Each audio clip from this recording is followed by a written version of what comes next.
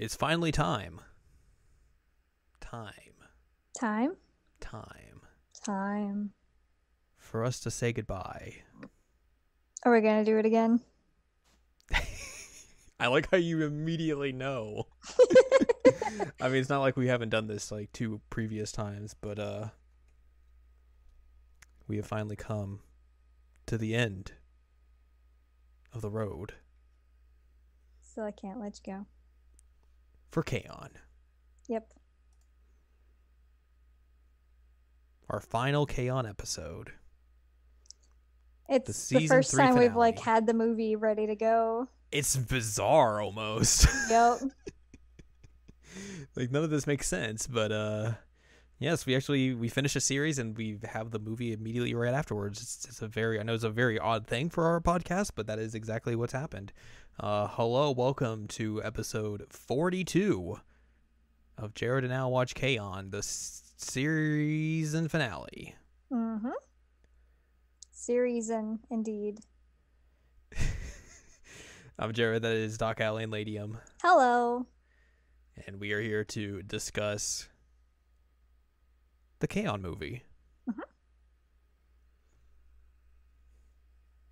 A film that was released in the end of 2011, December 3rd. Oh, that was a while ago. That was a while ago. 2 years from now, it'll be 10-year anniversary of this film. Ugh. And essentially, this film kind of is a redo of the series finale. In that we kind of go back in time a bit before graduation. We get a huge trip along the way, and then get a redux of graduation. Mm-hmm. So a little bit of a redo of an alternate take of what would have happened if they went this route instead of the TV series route. But we got 2 full hours, give or take, of K-On! Goodness here. Not for us. Like, we're not going to sit here and talk to you for 2 hours. At least I hope not. That would be very long, and Al might pass out like midway through. Ah, Goodness. sorry. So let's dive into the film. We begin the film. Yui is waking up because her alarm's going off. Mm-hmm. Azusa is going to the club room. She hears like metal coming out of the club room, which seems very weird. Yep. And you see shots of Yui, Mio, Mugi, and Ritsu all just like very hard jamming out. Like they're like headbanging and stuff, and it seems very weird.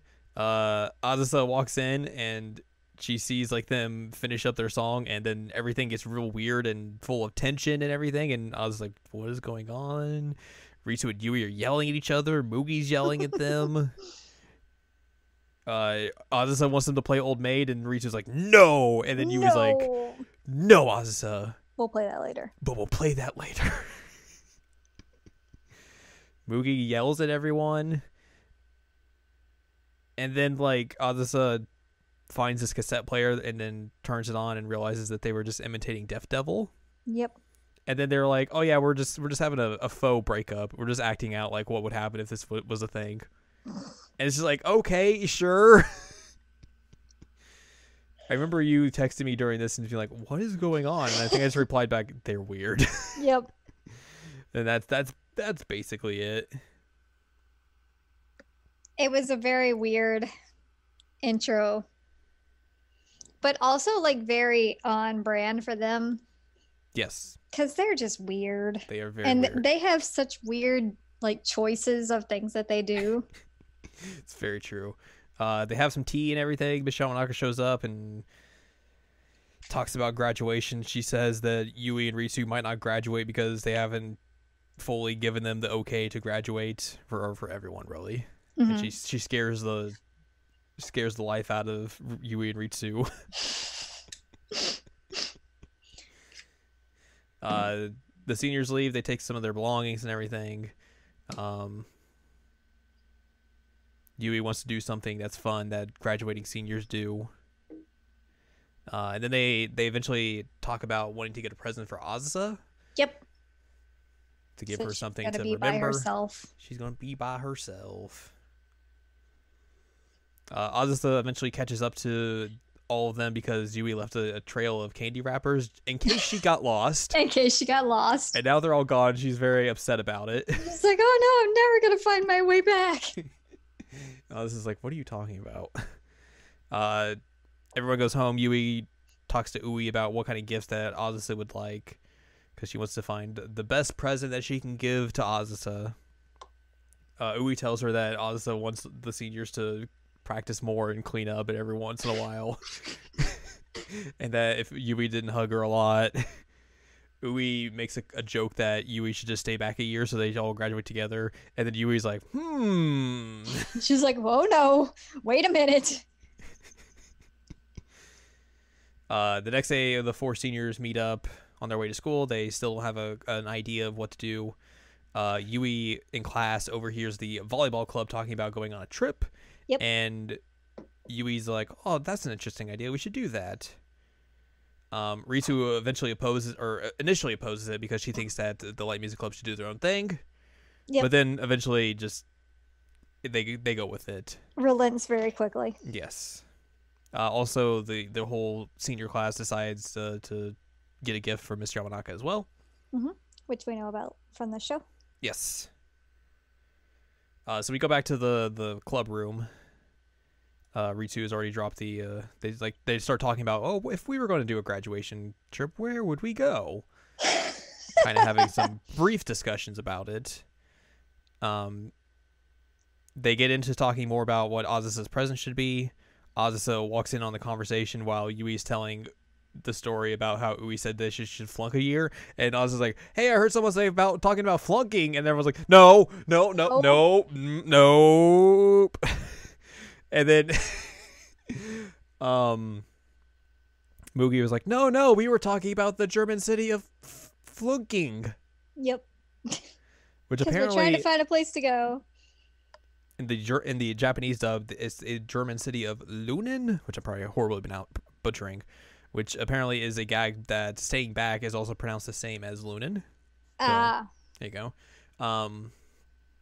Clearly they should have went with the more dirty joke of this and said they were talking about the European town of Hey, it's a TV-14 show. They could have gotten away with it. Why is this TV-14? No idea. Like, there is nothing in here that... I'm pretty sure all of my home video releases of K-On! Are rated TV-14.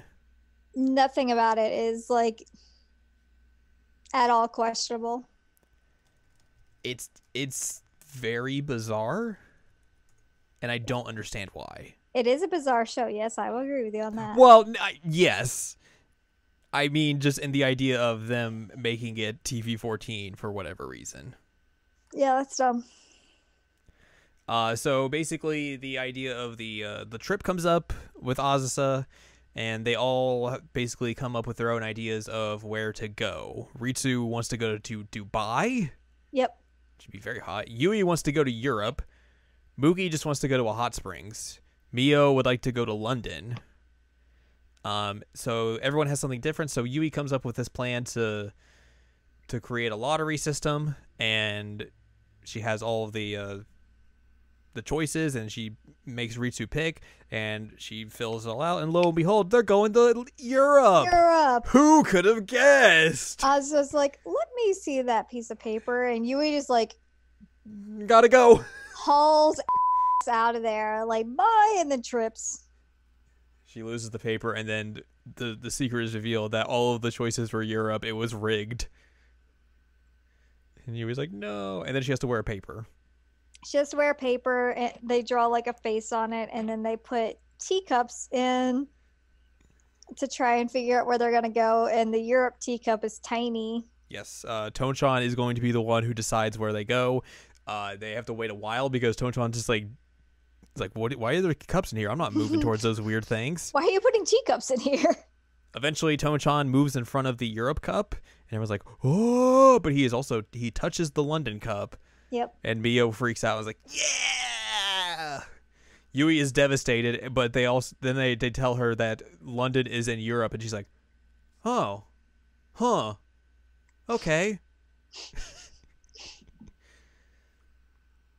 So they basically have to. There are several times that she like does not have any idea of like where anything is. Like, I think there's another part later on where somebody's like, "Yeah, you're going to England." She's like, "Oh no, we're going to London." Yeah, I think Nodoka is with her, and she tells her like, "Yeah, we're going to London, not England." And Nodoka's like, "London's the capital of England," and Yui's just like, Oh, Yui. So after Tonchan makes his decision, they all have to figure out about when they want to go, how long they want to go. They invite Azusa to come along with her. Azusa's like, yes, I will go, but I need to get permission first. She walks out the door and gets permission, and she's very excited and comes back in and is like, I got permission. And she walks in on like everyone else calling to get permission. Azusa basically realizes she has to be the one who basically is the Leader. The level-headed leader of this. Azusa and Ui visit a bookstore the next day. A bookstore. And Azusa gets a bunch of like tour books about London, just like kind of guides to go to where to go. Because she's like, this is my responsibility. I need to do this. She also asks Ui if Yui's hiding something from her, and Ui's like, Yui can't hide a secret. You know that. They go to a travel agency to book the trip. They get a 5-day, 3 nights trip, I want to say. Yes. So they get all that stuff booked up. Then Yui goes to school the next day. She bumps into the girls from the occult club. They're going to the roof for whatever reason. Yui tells them that they're going to England, and the occult club asks if she can get them a picture of Nessie. Mm-hmm. And they very much are very happy with their own joke, and Yui's just like, okay, I'll get you a picture. Oh, Yui. And they're just like, huh? Azusa is coming up with an itinerary and everything. Azusa eventually leaves, and they kick Miss Yamanaka out of the club room as well. The seniors do, and they get back to planning about what they're going to get Azusa as a present. Yui notices that Azusa left her guitar in the club room, and she goes to pick it up. She's like, what would the guitar say? And then, like, she's like playing with it, and then it almost knocks it over, and like does maneuvers her body to like get in front of it, so like it just falls onto her, and she just takes a big fall. Mm-hmm. And then she hears a little rattle in the guitar case, and it makes a noise, and Yui's like, song. The guitar says song, and then it becomes like this weird comedy of errors where everyone's like, gong, tongs, bong. It's like, no, it said song. So they decide that, hey, we should try and think of an idea for a song. Azusa comes back to get to the guitar, and everyone's like, we're not doing anything weird. And Azusa's like, okay, bye.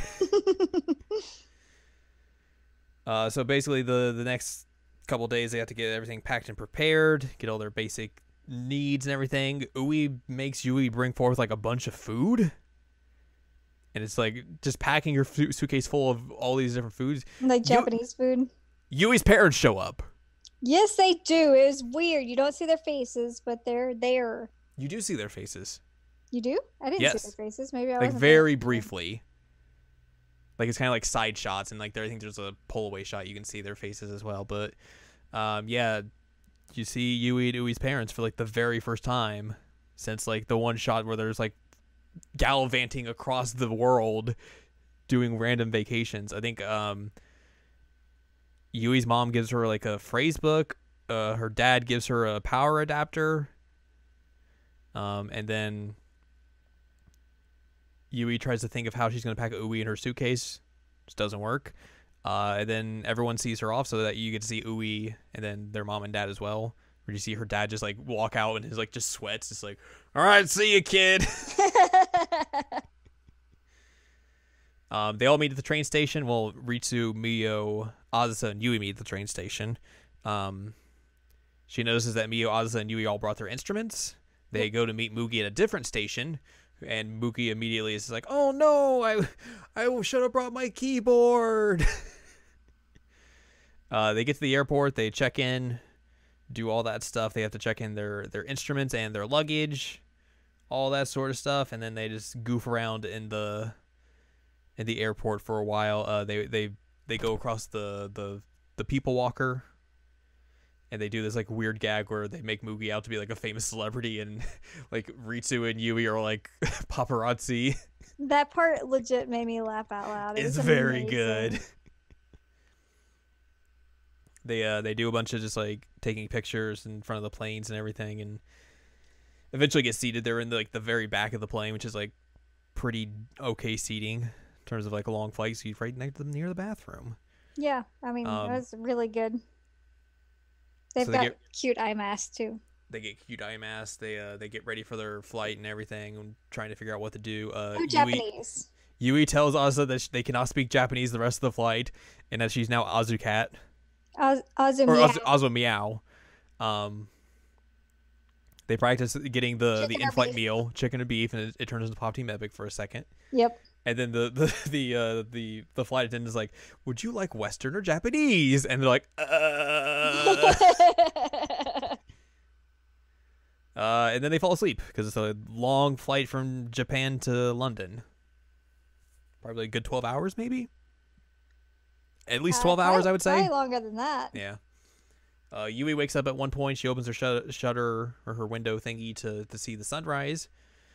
She tries to wake Asa up, but Asa is like passed out. Yui tries to write some lyrics, but she just basically writes a few words and then passes out. Asa wakes up eventually to go to the bathroom. She notices Yui's notebook and is like, what? She takes a quick glance at it. Yui wakes up and is like, it's like, ah! Shuts it and is like, "You didn't see anything, did you?" I was like, "No."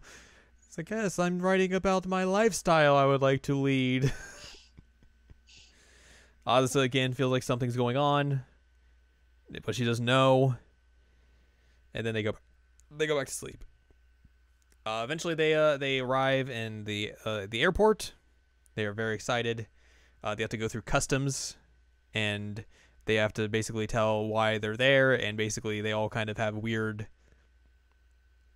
things that they say. Yui says that she is she's there for side business instead of sightseeing. Yep. They go to pick up their luggage. Everyone gets their luggage except Mio, and Mio's just like, "Oh god, oh god, oh god, they forgot my luggage. Oh god, oh god, oh god." Which, genuine panic, yes. Yeah, that's a huge deal. So she's waiting for it. Nothing has come yet. And then they notice like on the side that someone had just like picked it up and placed it on the ground. So she has her stuff. She's all fine. Everything's good. And then they proceed to leave the airport and get their first bit of London. The London sky, London air, London signs. I love that part. London cold. They like you said, they get a taxi. Yui tries to open the door, but doesn't realize the door handle's on the other side. Because these are, I forget what the name. There's a specific name for these kinds of doors. They might be suicide doors. What? I don't remember. There's a specific wording that people use for those types of doors, but why would they be a suicide door? I don't know. I'm Googling this. So I'm trying to think. There's a specific word for like, how like Lamborghinis have doors that like go up. There's a specific word for that kind of door, and then a specific word for the door that swings out the opposite way of the other door. Suicide door is a slang term for an automobile door hinged at its rear rather than front. So there you go. See, I was right. So yeah, she doesn't know what a suicide door is, so she thinks this is a regular door. Granted, I wouldn't expect her to know that either. The term suicide is understandably avoided by major automobile manufacturers in favor of alternatives such as coach doors, flex doors, freestyle doors, rear access doors, or rear hinge doors. Yeah, that's fair. In Sweden, they were nicknamed kidnapper doors. Oh, God. Ah! Yikes. Oh, my God. Also, I love how like stereotypical their taxi driver is. Yes. And they can't understand him. So they try to tell the taxi driver where they're going to the hotel, and he asks where the hotel is, and they're like, And he's like, London City. And then they're like, sure. We're staying in London, yeah. Yeah, that's what we're saying. So they go there. Yui has to sit backwards for the entire ride, and it makes her car sick for a little bit. Yep. So they get to the lobby of this hotel, and then Is this also the part where she like face plants? I can't remember whose lap she face plants into, but she face plants. It might be, or that might be later. Because the other time she like can't be backwards again. So I think it might has be to this. Yeah. Time. She just face plants into someone's legs. She's like, oh, that's nice. They're soft. So they eventually get to the hotel and realize that they have a problem, that they are not booked at this hotel. Yep. And they're like, oh, and then like the receptionist is like, oh yeah, we have multiple locations. Let me see your whatchamacallit. Your reservation? Yes, your reservation. And she's like, oh, you're booked in the Earl's Court. And they're like, oh, okay. So they had to go take a taxi again, and then Yui's like, oh. Well, they were gonna take a taxi, and they decided to take public transit. Yui saw a double-decker bus and was like, let's take that. But then no, they go down the tube. Take the London Underground. Yui or Ozzy has her is like, my feet are hurting because I have new shoes. Oh, why did I pick the day of all days to pick new shoes? They buy her some new shoes again. I don't know why they would buy new shoes after she's like, my new shoes are making me feet hurt. Me feet hurt? My feet hurt. Me feet. And also, like, I guarantee she brought another pair of shoes. Like, you don't just bring one pair of shoes on a trip if you're bringing new shoes. It's true. But they basically just buy her fake Chuck Taylors. They do. After that, they spot they're like, I'm hungry. We should get some food. They find a sushi restaurant, and they're like, Richu's like, all right, we need to see how well these people do here in London, how they do our kind of food. It's like one of the rotating sushi restaurants. Yes. But I think Moogie is talking about how she like has never been to one before or something. Yep. Mio immediately sees the sushi like train thing and is like, this is bad. Something bad's about to happen. She has issues with rotation apparently. I think it's more just like anxiety from the baggage carousel. She's just like, something bad's gonna happen again. That makes sense. Yui runs into the restaurant's manager and the guy asks if they are the ones from Japan. The Japanese birds. And Yui's like, yes, we are from Japan. and the manager's like, oh yes, you're here to perform tonight, right? And Yui's just like, yes. They're led to the stage. The staff takes her instruments. They get clothes to wear. They see everything getting set up. Mookie gets real mad and goes up to confront the staff. And then everyone's like, why is Mookie so mad? Oh, she's going to go take care of this and make sure we actually get to eat. And then they see like a keyboard coming up and Mookie's like, they had a keyboard. He's like, ah. Ritsu like gets mad and eventually tries to confront the manager, but she can't. She tries to speak in English, but doesn't really do a great job, which and keeps going back to Japanese. Yes, this brings in a weird thing when you're watching the English dub, and that they have to try and convey the fact that they are speaking English, obviously, because it's an English dub, but then also have to speak broken English because that's what the characters are doing because they don't understand English. Right.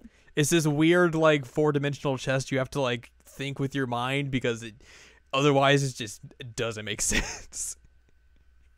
Very weird, but you gotta do what you gotta do for localization. Yep. It could be worse, but it always makes me laugh when it's like, we're not gonna speak English anymore, and then they're speaking English the whole time. Yeah. So Ritsu doesn't get through to the manager, and then they decide to perform, thinking that like some weird thing, and when you're going overseas, that you have to perform in order to eat in restaurants. Yep. Because that's something. They don't know what to perform. Yui sees an Indian band and is like, we need to play curry then rice. So they get into the song. Yui almost forgets to sing. Yep. Or she almost forgets to introduce the band. It's like, oh, we're after school tea time. Anyways, here we go. Everyone liked their performance, and then they leave and they don't get to eat. Yep. And then the manager calls them Love Crisis. Mm-hmm. And they were like, oh, that's weird. We know Love Crisis. We know Love Crisis. Like, we didn't get to eat. And then Love Crisis shows up. Like, hey, That- you guys are also here. Yui had dubbed them Love Crisis Japan. It's like, Love Crisis Japan! So one of the girls from Love Crisis tells them that like the manager of the live house from the OVA live house recommended them to perform at the sushi bar because it's like their grand opening. And then they're like, yeah, I think they just thought we were Love Crisis and made us perform and we didn't get to eat. So they think you guys just performed, and they're like, Oh, this is bad. Eventually they go back to their hotel for the night. They all kind of just... The right hotel. The right hotel. They get to chill out. Yui and Azusa are sharing a room while Mugi, Miyu, and Ritsu are sharing a room. They have fun. They're taking photos in their school uniforms for whatever reason. Yeah, I'm not sure why they brought their school uniforms. Because they're weirdos. Fair. Yui goes back to their room and collapses, and then she's like, oh, he brought us food. Let us eat. Ui saved the day because they're like, we don't know what to eat. And then Ui gave them all the Japanese snacks in Yui's bag. So they're like, Ui is always prepared for anything. I think... Is this when Yui comes out of the shower and, like, tries to straighten her hair and, like, nearly electrocutes herself? I think so. Because she doesn't put in the power converter. converter. Yeah, so it's like sparks fly out of her straightener. She's like, ah! And she gets scared of like electricity at that point because she's like, anything I plug in's gonna do that. Everyone's just like, whoa. So that happens. Azusa during the night has a weird dream about Yui staying back and flunking and Hugging her all the time. graduating with her, and she's like, now I'm not your senpai, we're equals. Equals. She sees she wakes up and finds Yui asleep on top of her notebook, and then she sees like a bunch of stuff like Azusa love and all this stuff on her notebook, and Azusa is freaked the heck out and just like dives back into her bed. The next day they go explore London. They go get food, they get breakfast, they go to a park. Yui gets her hand stuck in a dog poop box. They visit Abbey Road. They visit the British Museum, that's where they find a replica of the Rosetta Stone that they used in the Romeo and Juliet play. Yep. They're like, wow, they did a really good job with the occult club. Like, this is also a replica. They try and go find tea, but the cafe they decide to go to is you have to get a reservation to go there, so they can't go. So they instead go to like the London Eye, which is like a little giant Ferris wheel. Little Giant, yeah. Mio again is like, it's rotating. This is bad. I'm not going, and everyone just drags her on. And then she loves it. Mm-hmm. They go to a place called the Borough Market and get cupcakes, and then they return to the hotel. And then Azusa is like still freaked out about Yui and everything. This is when I think Azusa tries to go back to the other girls' room, and Yui's like, come on, Azusa, what are you doing? They get back into the room. Yui charges right at Azusa with open arms, and Azusa's like, ah! Just like elbows her in the gut. She's like, I just wanted a hug and kiss Gita. And Azusa's like, I'm so sorry. She just curls up under her sheets and just like, I'm sorry. And the interesting thing about this is that like while she's like hitting Yui, she's like something about like, I don't like you that way or something like that. I don't remember exactly how she worked, but I was like, what are they? Yeah, that was interesting. Yui just like gets up and is like, oh, I guess you're tired. It's okay. And just passes out. She tries to sing her a lullaby as well and then passes out. And I was just like, I'm sorry. Later in the night, Yui brings over some food to the other room, and they try and discuss the song for Azusa. They have not found any like inspiration. They're still trying to figure out exactly what they need to do and all that. Azusa wakes up, notices that Yui has gone missing, and that there's a trail of candy leading to the next room. So she follows that and goes to the next room, knocks on the door, but Ritsu's like, the eye hole is too big, I can't see. Oh, it's Azusa. And Azusa like goes in. Meanwhile, Yui has gone back to their room because they have adjoining rooms, so she just went through the door. And Asu's like very tired and looks and like, "Where's Yui? I want to follow these pieces of candy." Azusa goes back into their room, and then immediately after, Yui pops back into the other room and is like, "Azusa's missing." And they're like, "Yeah, she just went through the door." So Yui goes back in, and then Azusa comes back in the other room and is like, "Yui's missing." Real problem. Yui's missing. And they're all like, "Oh my god." Comedy of errors. Eventually everyone's in the same room, and then the phone rings, Yep. which is late at night, so they're like, "Why is someone calling?" Ritsu takes the call and says that there's a killer on the loose. But in all honesty, it's that they hung up immediately as soon as Ritsu picked up, so she's like, "Meh." It's like, if it's important, they'll leave a message or call again. Yui can't sleep that night, so she tries to think about what song to write. And then Azusa seems to have the same dream about Yui repeating a gear again. Yeah, she's over there like talking in her sleep. Yui, don't repeat it. And Azusa's like, or Yui's just like, "All right." Weird, okay. So at breakfast the next day, Azusa is still thinking Yui is strange because Yui's just staring right at her, but Yui's just like super deep in thought about like how to make this song work. I don't think she just notices that Azusa's even in front of her. Yui just goes off and just decides to take a stroll by herself, and then is trying to think of a song, but she just keeps repeating "Azunyan yan yan." I love that part. And then it's like, it keeps thinking of like weird things to say, the da da da da da. And then she's like, "I've got to get that out of my head." So she's basically like that for the whole day, and just like everyone just thinks she's weird and everything, but it's like, eh. They go to a music store where Yui just does not care that there's another version of Gita there. When they're cruising the streets, she's just blank-faced. When they're near the Tower of London, she's still like, "I need to think of a song that's cool as London." Ritsu gets a call from the Lifehouse manager who had talked to Love Crisis and everything, and tells them that there's an upcoming festival to celebrate Japanese pop culture happening in the next afternoon. Love Crisis and another band's going to be performing there, and she wants to know if After School Tea Time wants to perform, and they're like, "Yeah, sure." And then after she gets off the phone, they're like, "You realize we're leaving tomorrow, right? Like, how are we going to do this?" And like, they're like, "Oh, well, it's fine. We're gonna the performance is at 4 and we leave at 5." And Yui's like, "That's totally doable." That is like the most anxiety-inducing statement ever. So they go back to the hotel and try to build a set list for the festival. Yui is trying to write in English. She is trying to basically translate rice as a side dish into English so that the people in London will be able to understand it. Yep. Which I, again, went on a rant of like, "Fight me, guys." Well, it's because you heard Ritsu and Mio talk about how rice is a side dish. Yep.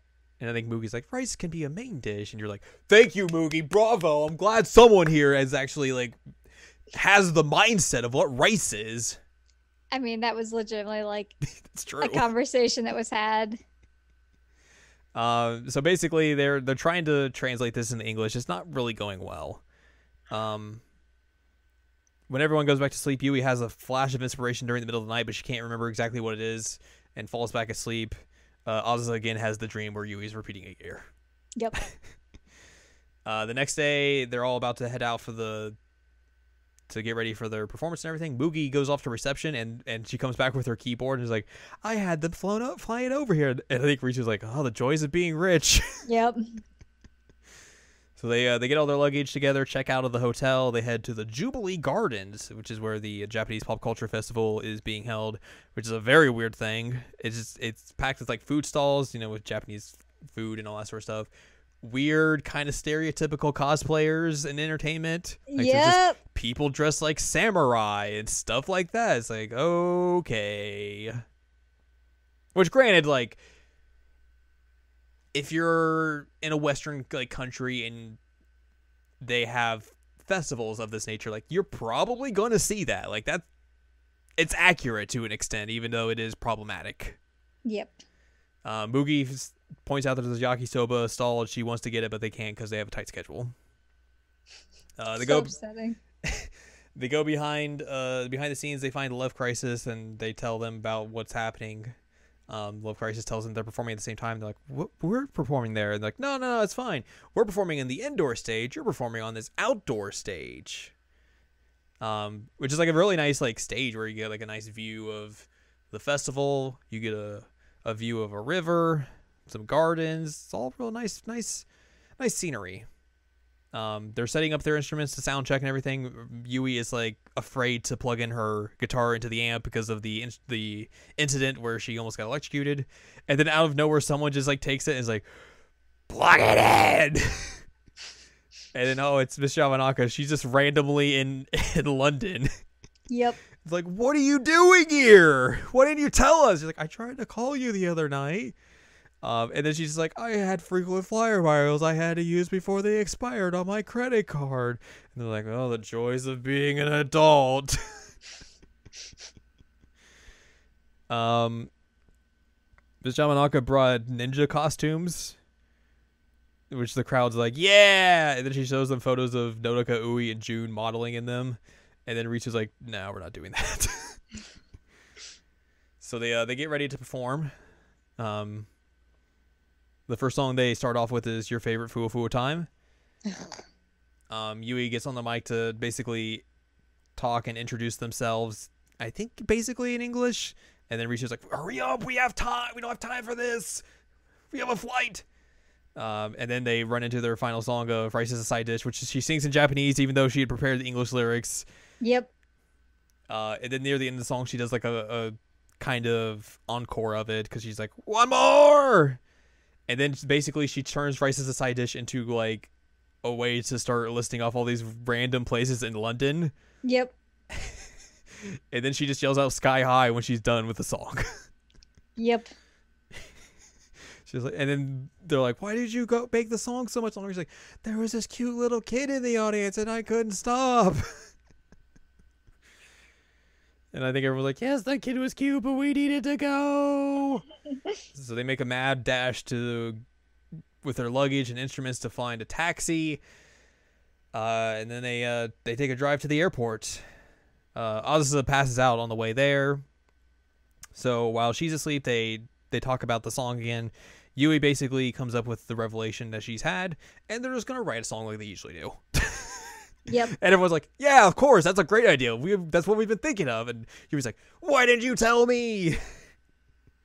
They get on the plane, they make it in time, and they are back in Japan. So a little bit afterwards, Yui's at home. She invites Nodoka over, and she has like all of the tea that she bought and brought over from London on the table. Like an entire table of tea. And then Ui's like, yeah, it's a shame you guys never got to have after school tea time. But you got to perform twice. So they go back to school basically for formalities and all that sort of stuff. The rest of the class is very eager to hear about their adventure in London and some of them are like, oh, I wish we could have seen you guys perform one more time for graduation. The jazz club's doing a graduation show. So they get an idea to do one performance on the final day of school. Yep. They tell Miss Yamanaka about the idea, and first she's like, yeah, that sounds like a good idea. But then like another teacher comes in, and she's like, no, this is a very bad idea. You can't do this, and starts like writing down something on a piece of paper and like puts it up and like holds it up to them, and it's like, what about doing it in the morning? And she's like, you guys should know better than to do this. And they're like, yeah, you're right, Miss Yamanaka. And she's like winks at them as they leave. So they get that all sorted. Miss Yamanaka has a flashback where Def Devil had a graduation concert and basically made everyone really mad because they played metal music, obviously, and they got scolded by their teacher for doing that without telling them. She's like, I don't think the Light Music Club could handle the scolding we got. They would buckle and be crushed under it. So basically, she is determined to make sure that they are able to hold their concert and without anything happening. The juniors are getting corsages all ready. Azusa Oz is making hers, and then Yui knocks on the window and is like, "Hello, we're doing a performance. We're doing it in the morning tomorrow." And Oz is like, "I'm coming too." And they're like, "Yay!" So the next day, they all scramble to get ready. Basically, all of the class is like getting like desks set up in a way that it would be like a fake stage. My favorite is that they're like, "Wow, we're gonna do this as a stage," and then this one girl's just like, "Yeah, we'll just dust it off afterwards." And I'm like, "All right." They've made the chalkboard themed for after school tea time and everything. Like there's just a person in English saying hello or something. Yep. Ms. Yamanaka is like in the staff room, just like pacing back and forth, like, gotta make sure no teachers show up. And then like the stern teacher shows up and he's like, "Oh, you're here early," and he's like, "Oh yeah, so much work to do," and then he's like, "They're about to perform." She's like, "No." He's like, "You wouldn't be here early unless this was happening." So she's like holding onto his legs as she's being like dragged as he goes up there. It's true. So the Light Music Club begins their performance with a new song, which is called Samadare 20 Love, or Early Summer Rain 20 Love. All right.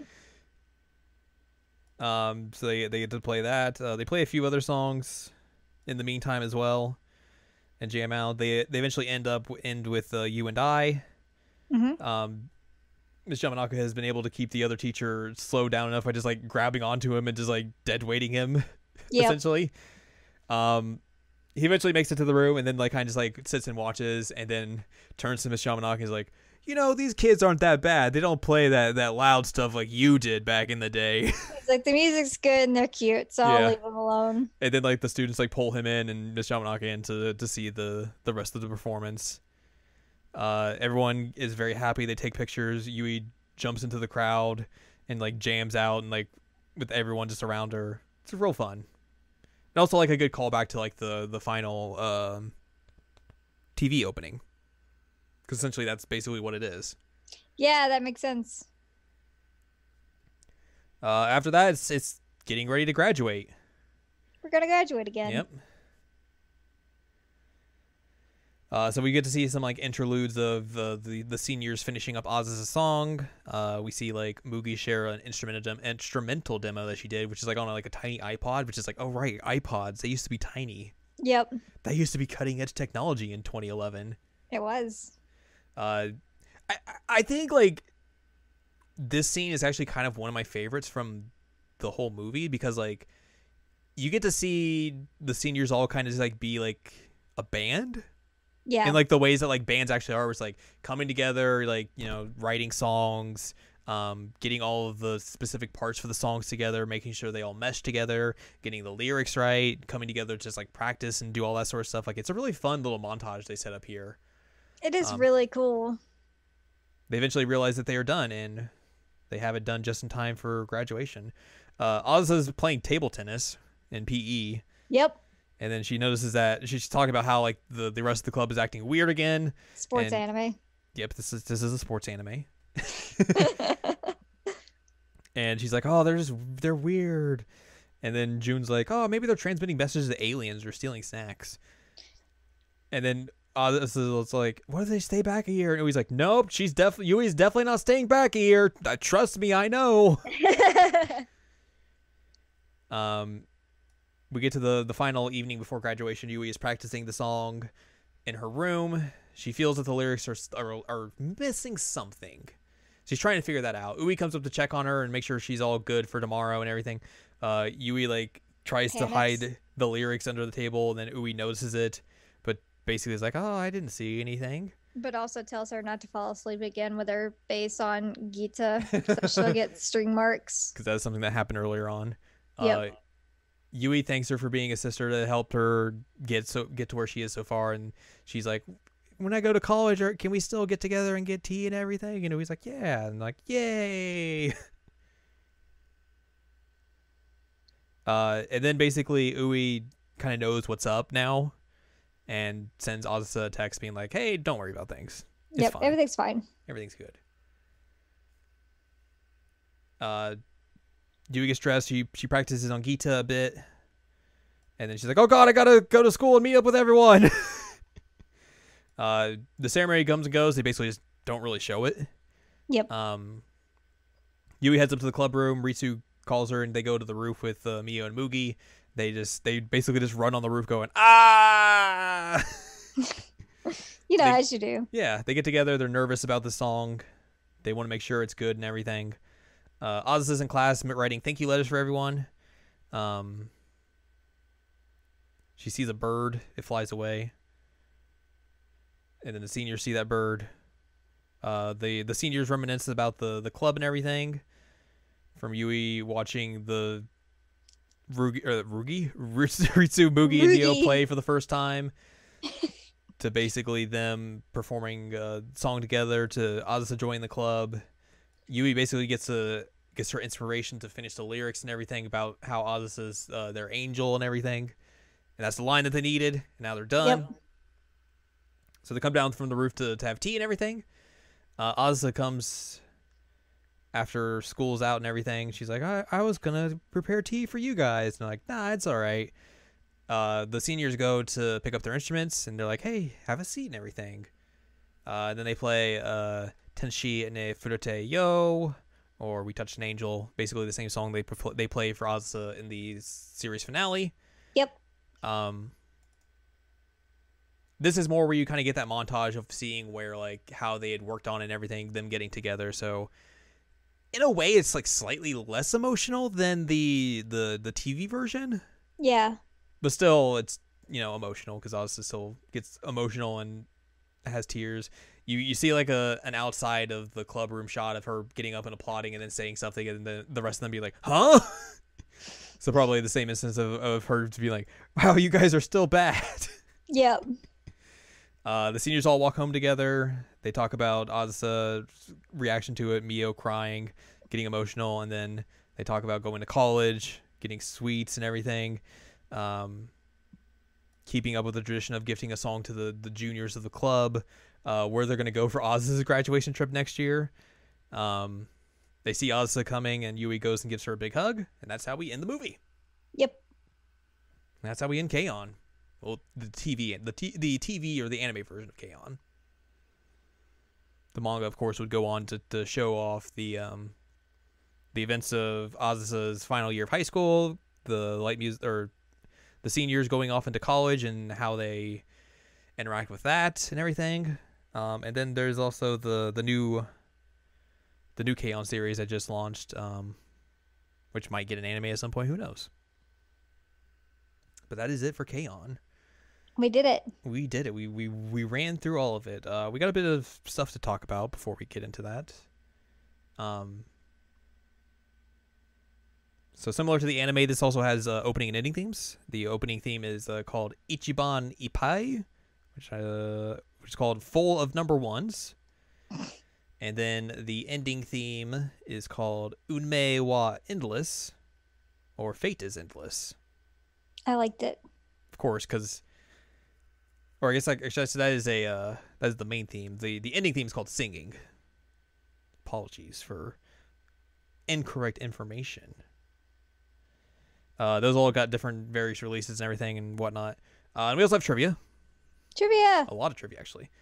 The aircraft the band takes to London is a Boeing 77-346ER, registration number JA735J, a real 777 operated by Japan Airlines. All JAL aircraft seen in the movie are depicted in their new livery adopted in April of 2011. However, the specific aircraft wasn't repainted until over 2 years later, in autumn 2013, well after the movie was released and significantly later than is actually set in universe. The aircraft they returned to Japan is in JA738J, another 77346ER. This 777 wasn't repainted until even later in mid-2014. Oh my God. Presumably, use of the new livery was requested by Japan Airlines as part of their inclusion in the movie. Oh my God. It's really intense. Flight JL401 operates exactly as depicted in the movie. The flight departs Tokyo after 11 a.m. local time and arrives at London before 4 o'clock local time, lasting 12.5 hours. The in-flight displays also correctly depict the flight's route and other information. The Shard can be seen under construction in one landscape shot of London. Progress on the building appears as it did in spring 2011. While this time period doesn't fit the K-On! Timeline and is also entirely impossible to line up with the JAL livery change listed above, it does, however, make perfect sense from a real-world production standpoint in terms of the studio gathering reference materials for the film. In this respect, neither the JAL livery nor the Shard would actually have canonically appeared as depicted in the movie. The Japan Pop Culture Exhibition that After School Tea Time and the other bands perform at takes place in the Jubilee Gardens, next to the London Eye. Fitting with the state of the Shard noted above, the Jubilee Gardens is seen in its original flat grassy field design before being entirely remodeled in late 2011. This is something we also noted. The English dub can be quite strange to listen to in scenes where the group tries to speak to the British people in English. The girls go from speaking normal English throughout the entire series to worrying in English about not being able to speak English well, with actual English speakers unable to understand their English, then using very broken English to speak actual English speakers while still speaking normally to each other. The English voice actor of the sushi shop owner in London is that of Martin Billany, who is also the creator of Yu-Gi-Oh! The Abridged series. Oh, and then I love Yu-Gi-Oh! The Abridged series. So good. Then finally, this film was the highest grossing movie based on a late night television series until it was surpassed by Puella Magi Madoka Magica Rebellion. It's also weird to think like, oh yeah, K-On! The late night television series. Yeah, that's weird. But like, I think anime in general, for the most part, is like late night stuff there. So, unless it's like a kid's show. And this is obviously like TV 14, so like, gotta go late night. Gotta watch this at like 1 a.m. But that does it. That is K-On! We did it. We got through K-On! We got through K-On! Obviously, you know, this was your first endeavor throughout the entirety of it. As we watched through all of the first 2 seasons and the film and everything, like, I guess what are your thoughts about everything that you've seen thus far? So K-On! Is interesting to me because like we came off of another show that was like girls doing music. Mm-hmm. But this one is very different in the sense that it is more slice of life than like a music anime. Correct. And I have discovered, I guess, since I like started hanging out with you, like I really, really like slice of life anime. Who knew? Like it's really good. And so like I enjoyed this one a lot because it was just girls hanging out and being goofy and like sometimes getting into weird shenanigans and like how ridiculous is it that they go to a sushi shop to go eat and then they end up doing a concert and then they're upset because they didn't feed them sushi. Like that's hilarious. And so it was just overall like a really positive and fun show. I like that. It wasn't exactly what I was expecting, but I like what I got. What exactly were you expecting, I guess?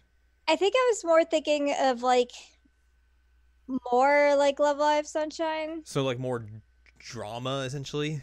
More drama and more like focused on just like them being a band. Mm-hmm.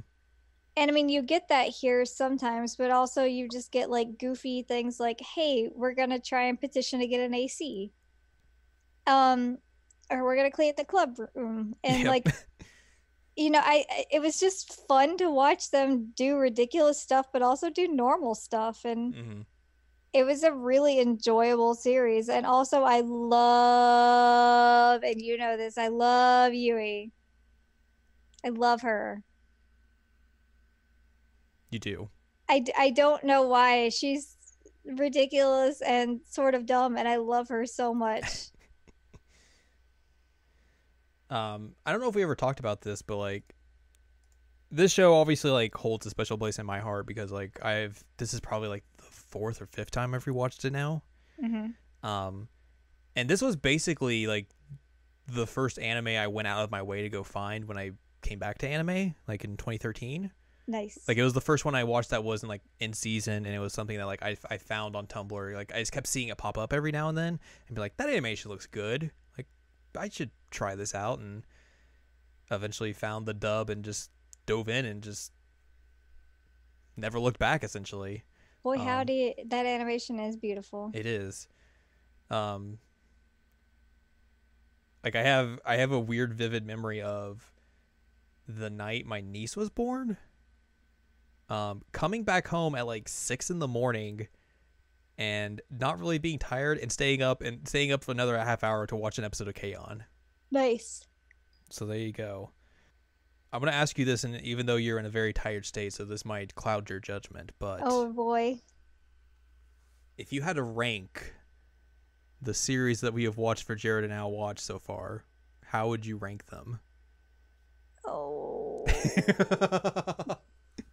Why would you do this to me? Because we got to end on a controversial note. Okay, well, I can say that Love Live Sunshine would be the top for me. I don't think that's a surprise to anyone. No, I don't think so, but I will say that I think that's the case. The other two, though, it's hard. Because, like, you know that I've become, like, a really big Sailor Moon fan, which was kind of unexpected to me. Right. But at the same time, like, K-On's really good. Mm-hmm. And I think one of the things that K-On has that Sailor Moon doesn't is just, like, consistency. Right, because, you know, with Crystal has a good story, but also it goes through a lot of weird animation and style changes. And I was even just thinking, like, there's not as much as, like, hey, let's have miscommunications, and like if there's a miscommunication, it's for like a joke as opposed to it being like, hey, we're just not going to talk to each other because, like, of course we're not going to. Mm-hmm. So like that's a big point to its credit that like I wasn't ever really stressed out watching it. Right. And it is interesting that like it's just this entire anime that doesn't have like conflict per se. It's just stuff that happens in life. And anytime there is conflict, like it's usually snuffed out or basically finished or wrapped up relatively quickly within like an episode or two. Yeah. Like there's never anything that like lasts throughout like an arc or anything. It's basically like, oh, Azusa thinks that the club's real lazy. Well, we should basically have her figure this out over the next episode or two. All right, she's figured it out. Okay, on to the next thing. Yeah.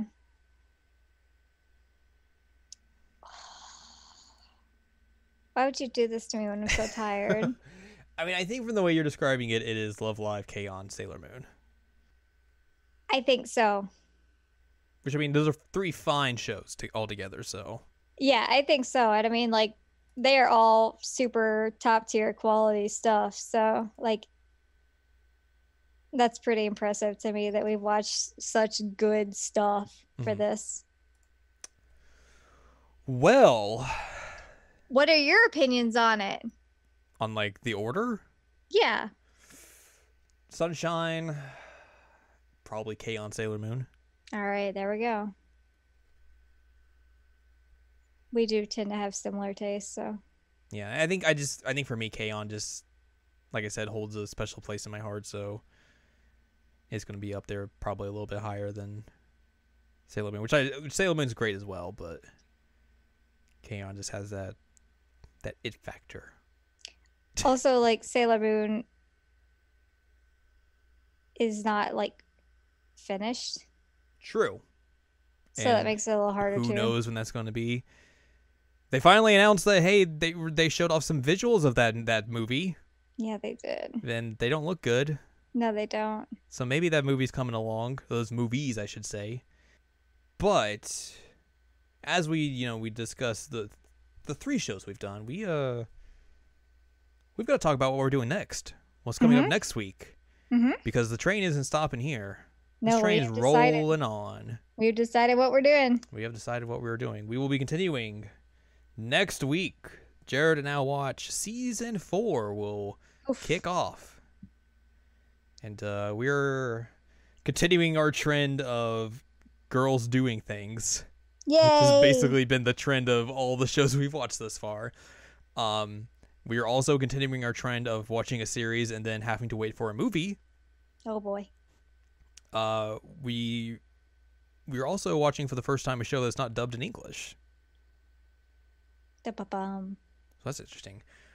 We will be discussing one of the highest critically acclaimed series from the end of 2014 and the beginning of 2015. A series that is near and dear to a lot of people's hearts in the world of anime. We will be watching for season 4 of Jared and Al Watch. We will bring to you Jared and Al Watch Shirobako. Mm-hmm. So look forward to that next week. We will be discussing episode 1 and go through all of the subsequent episodes until we finish them, and then we have to wait for a movie. Yay. Again. Yay. Because that's just how we like to do things, apparently. But that puts an end to K-On! For us. We have finished everything up. It's all done. We salute you, K-On! Salute. So that's gonna wrap this up then. We did it. We did it. We dang did it. If you would like more from us, go to seasonallycheckup.com or sac.cool, where you can find past episodes of this podcast and other podcasts like Seasonally Checkup and Jared Now. Nope. Seasonally Checkup OVA. It's a long podcast. My mind was clearly in a different state there. You can also find columns and reviews on the site as well.